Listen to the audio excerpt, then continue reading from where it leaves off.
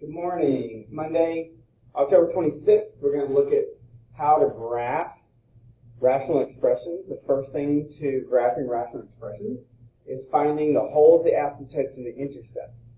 The holes, the asymptotes, and the intercepts are what are going to help guide us through the graphing process. So if you will recall, a rational function is a function in the form of a one function p of x divided by a different function q of x, where they're polynomials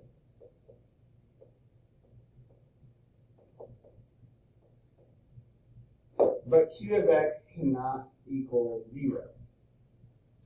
So you'll see what that looks like here in just a moment. The very first thing we have to do is simplify the function, which basically means we're going to have to factor the numerator and the denominator and eliminate common factors just like we would have in any of the other sections of this unit that we've done. After we eliminate common factors, if something actually eliminated, then a hole is going to exist. A hole is a point at which there is a gap. Sorry, that was kind of a gap in the graph. So literally it would be, the graph would be coming like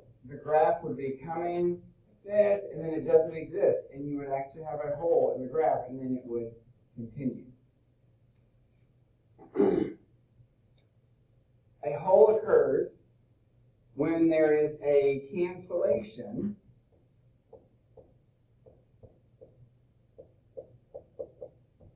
between the numerator and the denominator. So that would be something like this. Let's say you factored and you had x plus 2 and x plus 3 over x plus 4 and x plus 3. When you get this cancellation right here, a hole exists. When you have a cancellation, a hole exists. So for every hole, for every factor that eliminated in step 1, there is a hole. So what you would do is you would take this x plus 3 right here, you would take this, and you would say that x equals 3. And so that right there, that's the x coordinate.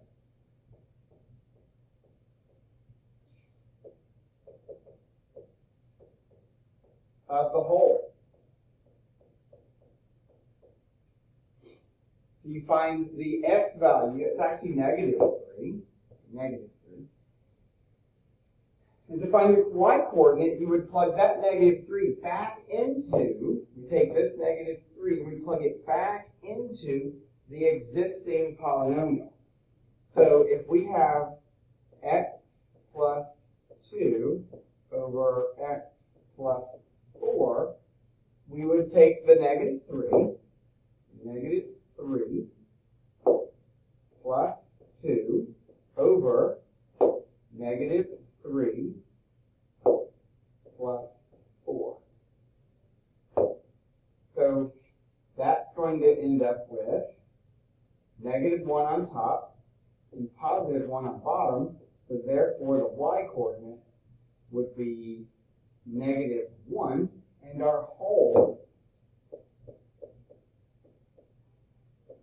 is negative 3, negative 1. So that's the coordinate, that's the ordered pair of the hole.